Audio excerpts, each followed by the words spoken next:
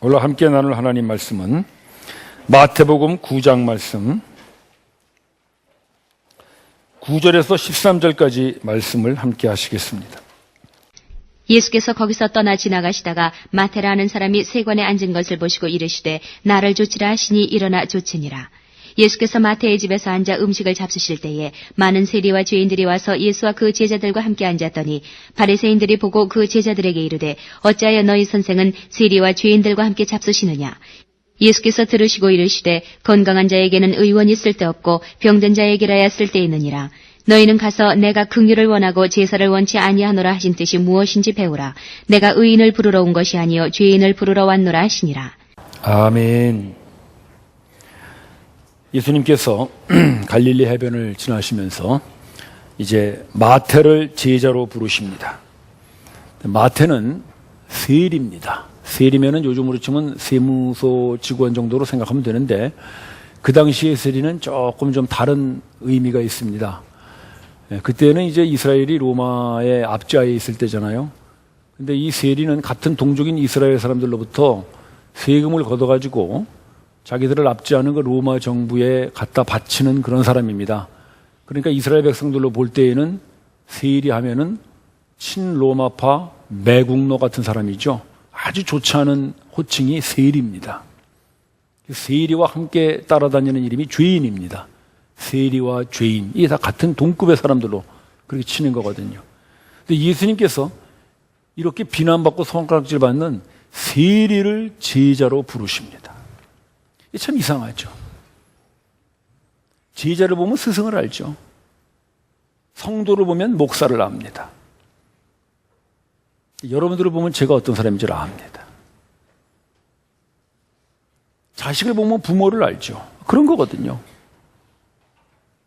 그러면 예수님이 제자를 부르는데 좀 그래도 뭐 인정받고 존경받는 사람들을 부르면 예수님이 좀 낫지 않겠어요? 그 제자의 그 스승이다 이렇게. 근데 세리를 부른단 말이죠. 손가락질 말고 비난받는 사람을 제자로 둔 그 스승 오죽하겠어요? 근데 예수님은 그런 세리를 제자로 부르신단 말이죠. 왜 그럴까요? 저희들이 오늘 이 세리를 부르시는 예수님의 이 모습에서 우리는 왜 우리를 성도로 불렀을까를 잘 생각해야 합니다. 혹시 우리들 중에 그래도 나만 하니까 불렀지라는 사람이 있다면 오늘 이 말씀에서 예수님이 왜 세리를 제자로 불렀는가를 잘 살펴야 합니다. 혹시 우리들 중에 나 같은 사람을 어떻게 부르셨을까?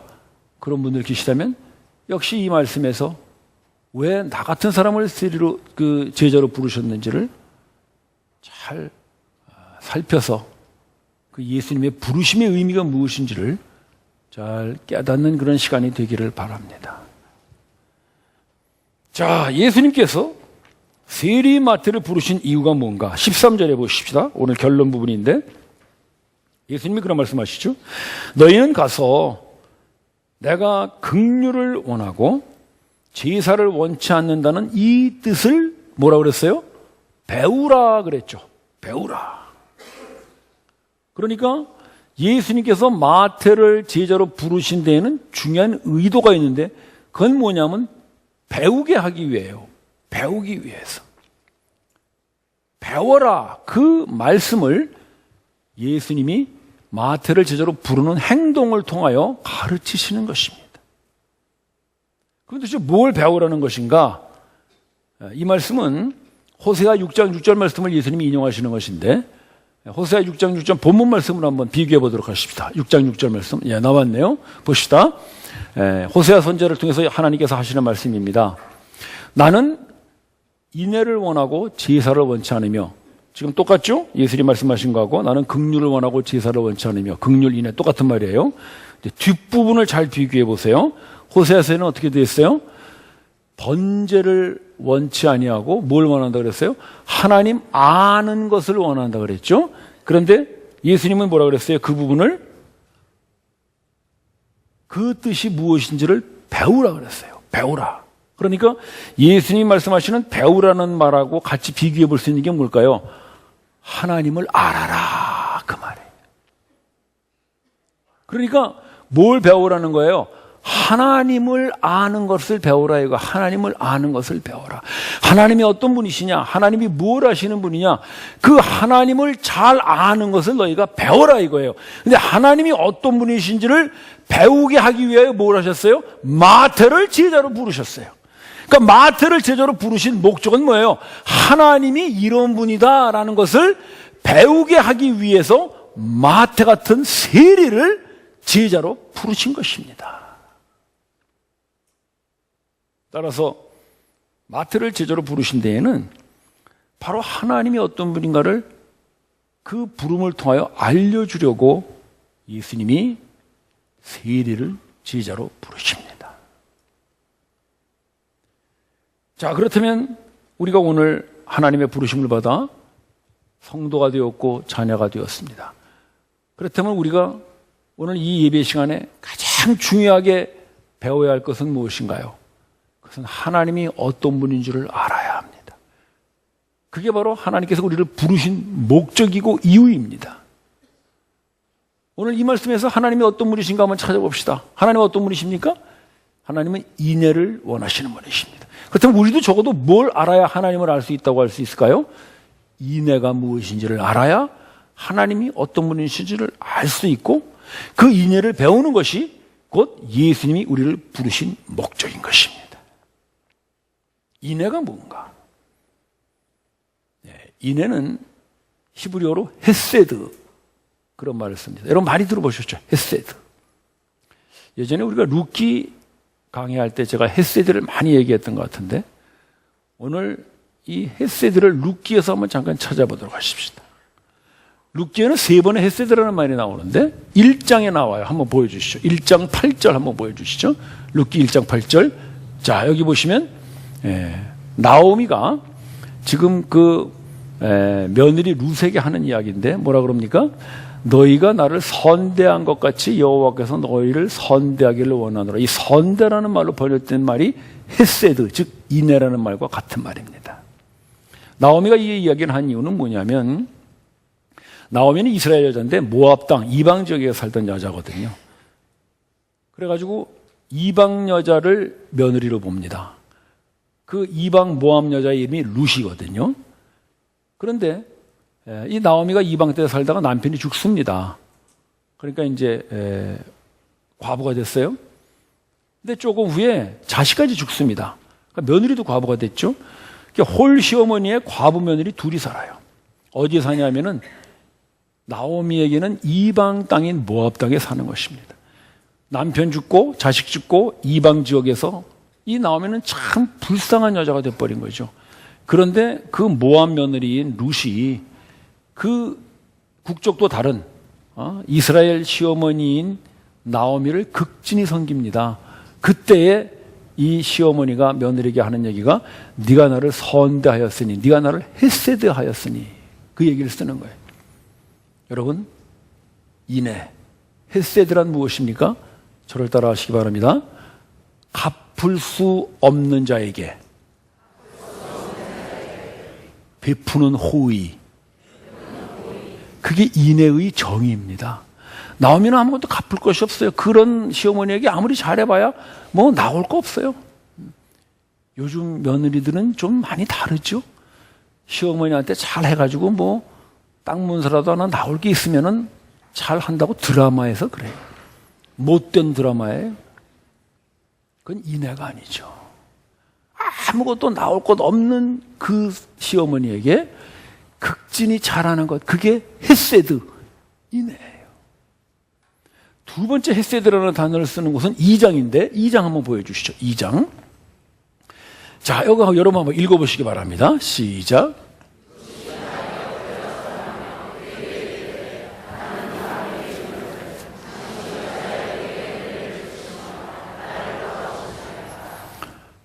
이제 이 나오미가 다시 자기 고향으로 돌아갑니다. 그러니까 이스라엘 땅으로. 그러면서 그 모압 여자 룻에게 너는 그냥 네 고향에 있어라. 왜? 모압 여자가 이스라엘에 가면 어떻게 됩니까? 우리로 얘기하면 다문화 가족이죠. 우리나라에서는 다문화 가족은 괜찮은데요. 그 이스라엘 시대의 다문화 가족은요, 사람 취급을 못 받던 시대입니다. 왜냐하면 유대 민족은 이방인들은 뭐로 봤습니까? 개 취급하던 때 아닙니까?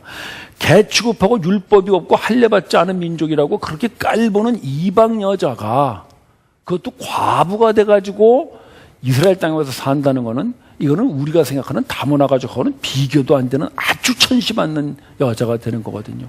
그런데 이 모압 여자 룻이 그 시어머니를 모시겠다고 이스라엘 땅까지 쫓아오는 거예요. 개 취급받으면서. 어떻게 이 시어머니를 모시냐면요, 그 밭에 나가서 수확하고 남은 그 곡식 나다를 주워가지고 그거 가지고 밥 끓여 먹이면서 시어머니를 봉양합니다. 여러분, 수확하고 남은 그 나다를 주주면 뭘 하는 거예요? 쉽게 하면 거지죠, 거지. 이 여자가 거지 노릇을 하면서 시어머니를 봉양을 해요. 그것도 다문화 가족으로. 그 무시당하면서. 그때 그 밭주인 남자가, 그것은 당연히 이스라엘 사람이겠죠. 그 밭주인 남자가 이 룻에게 아주 친절하게 대해줍니다. 이방 여인인데도. 그때 이 모압 여자 룻이 그 밭주인에게 하는 소리가 뭐냐면, 나는 이방 여인이거늘, 즉 나는 당신들이 개 취급하는 그런 여인이거늘 당신이 나에게 은혜를 베푸시니까, 이 은혜로 번역된 이 말이 헤세드, 인애입니다. 이방 여인입니다. 개 취급받는 여자입니다. 가난합니다. 거지입니다. 과부입니다. 아무것도 그런 여자에게 잘해보아야 되갚음 받을 것은 없습니다. 여러분, 인애란 무엇입니까? 저를 따라 하시기 바랍니다. 갚을 것 없는 자에게 베푸는 호의, 그게 인애입니다. 세 번째 룻기에 나오는 헤세드는 3장에 나오는데 한번 보여주시죠. 3장. 자, 여러분, 여기 이제 인애라는 말이 나오죠. 자, 여러분들이 한번 마저 또 읽어보세요. 시작.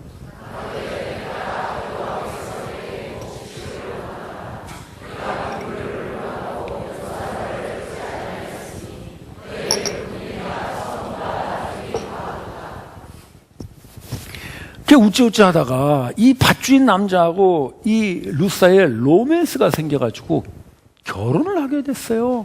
예.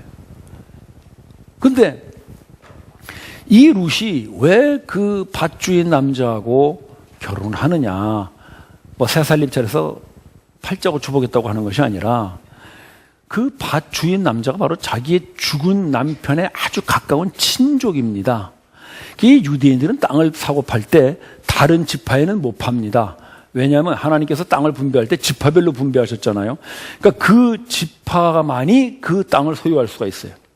그래서 예를 들어서 어떤 사람이 가난해가지고 땅을 팔았으면 그 땅을 살 수 있는 사람은 그 같은 지파 사람만이 살 수 있는데, 특별히 가장 가까운 친척에게 우선권이 주어집니다. 그런 사람을 기업물을 자라 그래요. 그것을 신학적으로 구속자 또는 대속자, 거기서 그리스도의 대속이 나오기 시작합니다. 어쨌든 간에 이 밭주인 남자는 그 룻의 시댁, 그러니까 그 죽은 남편의 그 집안의 가장 가까운 기업물을 자인 거예요. 근데 이 사람은 나이가 많아요. 룻은 젊은 여자예요. 그런데도 그 남자하고 결혼해야만이 그 남자의 그 유력한 재산으로 자기의 남편이 다 팔아먹은 그 땅을 다시 삼으로써 그 혼자 남아있는 자기 시어머니의 가문을 다시 일으킬 수 있기 때문에 이 여자가 희생하여 그 밭주인 남자와 재혼을 합니다. 그때 그 밭주인 남자가 그 룻을 향하여 하는 얘기가 그겁니다. 너의 선대가, 인애가, 그게 바로 앞에 번역되었던 선대, 은혜, 똑같이 번역된 헤세드 그 말이거든요. 너의 인애가 처음보다 나중이 더하구나. 처음은 뭐예요? 나달 주워서 시어머니 봉양한 거잖아요. 나중은 뭐예요? 자기의 온 일생을 바쳐서 그 시어머니의 가문을 일으켜주는 그런 헤세드를 이 여자가 행했다는 것입니다. 여러분, 인애란 무엇입니까? 저를 따라 하십시오. 갚을 것 없는 자에게 베푸는 호의, 그게 인애입니다. 그게 헤세드예요. 근데 예수님께서 오늘 뭐라 그래요? 너희는 그 인애가 무엇인지를 배우라 이거예요. 그 인애를 배우게 하려고 누구를 불렀어요? 세리 마태를 제자로 불렀어요. 그 말은 즉 뭐겠어요? 세리 마태를 제자로 부른 이유는 그 세리는 예수님의 부르심을 받아 예수님의 구원을 받고 예수님의 제자가 됐다고 할지라도 예수님에게 갚을 것이 아무것도 없다는 것을 네가 알아라. 그게 바로 예수님께서 세리마태를 제자로 부르신 이유인 것입니다. 실제로 예수님은 마태를 불러서 마태를 쓰지 않습니다. 마태를 제자로 불렀지만 사용하지 않습니다. 마태를 썼다면 뭐로 쓰면 딱 좋을까요? 재정부장 쓰면 딱 좋죠. 왜? 세리니까. 재정관리를 아주 익숙하게 하는 사람 아니겠어요? 근데 그 제자들의 돈꾀를 맡은 사람은 마태가 아니라 가룟 유다였죠. 예수님은 마태를 그런 데 쓰려고 부르지 않습니다. 형제자매 여러분, 하나님은 여러분들을 하나님의 자녀로 성도로 부르십니다. 그러나 잘 기억하십시오. 여러분들을 부르신 것은 여러분들을 써먹으려고 부르시지 않습니다. 하나님이 여러분들을 부르시는 이유는 아무런 하나님께 갚을 것이 없는 너희들을 부름으로써 인애가 무엇인가를 배우게 하기 위하여 저와 여러분들을 불러주신 줄을 믿으십시오. 그게 우리를 부르신 목적입니다.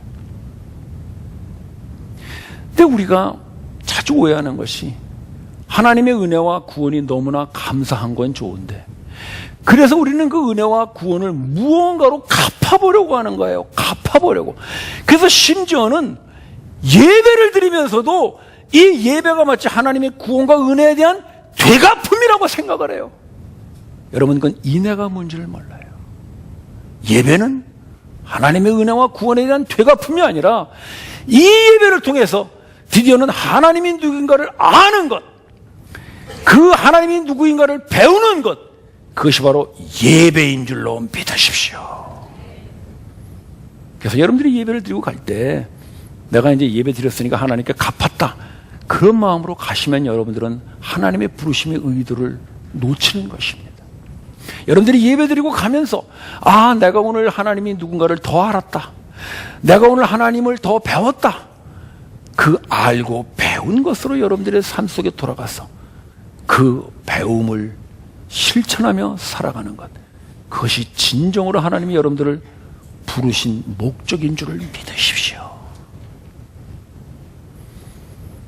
그러나 이런 하나님의 부르심을 잘못 오해해가지고 무언가 갚을 것이 있다고 생각하는 사람들이 그 당시에도 있었어요. 그 사람들이 바로 바리새인들이에요. 11절 보세요. 바리새인이 그 예수님의 제자들에게 따집니다. 당신의 선생은 왜 저런 세리와 주인 같은 사람들과 같이 먹는가? 그 얘기는 좀 뭐겠어요? 저런 세리와 주인 같은 사람들 아무리 잘해봐야 그 당신 선생에게 뭐 갚을 것이 하나도 없는 그런 사람들인데 왜 저런 사람들하고 교제를 하는가? 그런 말이죠. 그 얘기는 지금 뭐겠어요? 바리새인들, 그 유대 종교 지도자들은 적어도 우리 같은 사람들을 만난다면 그래도 예수가 무언가 좀 되갚을 것이 있지 않겠나? 그런 얘기를 하는 거나 마찬가지입니다. 그때 예수님이 그렇게 대답하세요. 12절에 보세요. 건강한 자에게는 의원이 쓸데없고 병든 자에게는 쓸데있느니라. 그 얘기는 지금 뭐겠어요? 유대 종교 지도자들, 너희들은 지금 건강하다고 생각하는구나. 건강하면 뭐예요? 하나님의 은혜에, 예수님의 은혜에 감사해서 무언가 일을 하여 갚을 수 있다고 생각해요. 건강하니까. 그 건강을 가지고 내가 하나님을 위해서, 예수님을 위해서 무언가 그 은혜에 되갚을 수 있다고 생각하느냐? 그런 사람에게는 의원이 필요 없다. 즉 예수가 필요 없다 이거죠. 또 뭐라 그러십니까? 13절에 내가 의인을 부르러 온 것이 아니라 죄인을 부르러 왔노라. 의인은 지금 뭐겠어요? 내가 하나님의 은혜와 하나님의 은혜에 감사해서 나의 의로운 삶으로 이렇게 나는 보답하겠습니다, 이렇게 되갚겠습니다 라고 하는 사람들이 바로 의인들이죠. 자기의 의로 하나님 앞에 보상하겠다는 것이죠. 예수님은 나는 그런 의인을 부르러 오지 않았다, 죄인을 부르러 왔다. 죄인은 뭐예요? 갚을 것이 없는 자들. 어떤 은혜, 어떤 구원을 받았어도 도저히 하나님 앞에 아무것도 갚을 것이 없는 자들. 그들이 바로 죄인이에요. 근데 그 죄인을 예수님이 부르러 오셨어요. 그러면 정말 건강한 자, 의인이 있다는 것일까요? 건강하고 의로워서 하나님 앞에 그 구원과 은혜를 갚을 수 있는 자가 있다는 것일까요? 우리 로마서 말씀 봅시다. 잘 아는 말씀이죠. 로마서 3장 10절. 의인은 없나니 어때요? 하나도 없어요. 의인이 없다는 것은 하나님 앞에 우리의 의로운 삶으로 그 하나님의 구원을 갚을 수 있는 자는 아무도 없다 이겁니다. 또 3장 23절도 봅시다. 네, 모든 사람이 뭘 범했어요? 죄를 범하였죠. 죄를 범했다는 것은 아무도 갚을 수가 없어요. 아무도 하나님의 은혜와 하나님의 구원에 갚을 수 있는 자는 없어요. 따라서 아무리 이 유대 종교 지도자들이 자기들이 갚을 수 있는 건강한 자요, 갚을 수 있는 의인이라고 생각한다고 할지라도 예수님은 그렇지 않다고 말씀하시는 것입니다. 세상에는 건강한 자 없고 의인 없다. 너희들이 아무리 건강하고 의인같이 생각해도 결코 너희들은 하나님의 은혜를 갚을 수 없다. 왜냐하면 인애란 갚을 수 없는 자에게 베푸시는 하나님의 호의이기 때문입니다. 따라서 예수님께서 마태를 세례로 부르시는 것은 인애가 무엇인가를 배우게 하시려고. 예수님은 아무것도 갚을 수 없는 자, 어떤 은혜, 어떤 구원을 받아도 그것을 되갚을 수 없는 자, 세리, 죄인, 바로 저와 여러분들을 불러주신 줄로 믿으십시오. 따라서 우리가 믿는 기독교 신앙이라는 것은 갚는 것이 아닙니다. 우리의 어떤 헌신, 우리의 어떤 봉사, 우리의 어떤 몸을 태우는 섬김이 있다고 할지라도 그것은 결코 하나님의 은혜와 구원을 갚을 수 있는 것이 아닙니다. 우리는 다만 우리의 헌신과 봉사와 섬김의 자리에서 끊임없이 하나님을 알아가는 것뿐입니다.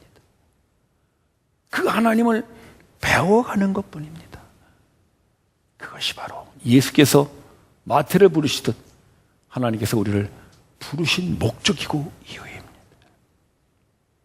따라서 형제자매 여러분, 여러분들이 정말 하나님의 부르심을 받은 사람들이라면 하나님에게 여러분들의 그 은혜를 갚으려고 하지 마시고 하나님을 알아가십시오.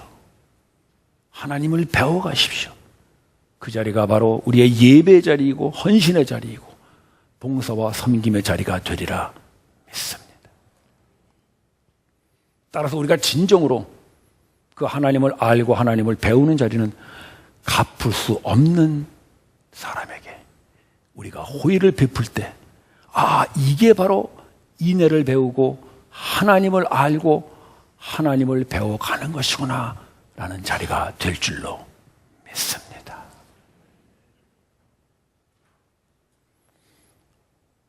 저희들이 벌써 구딜 통해서 장애자 사역을 해온 지가 5년이 돼갑니다.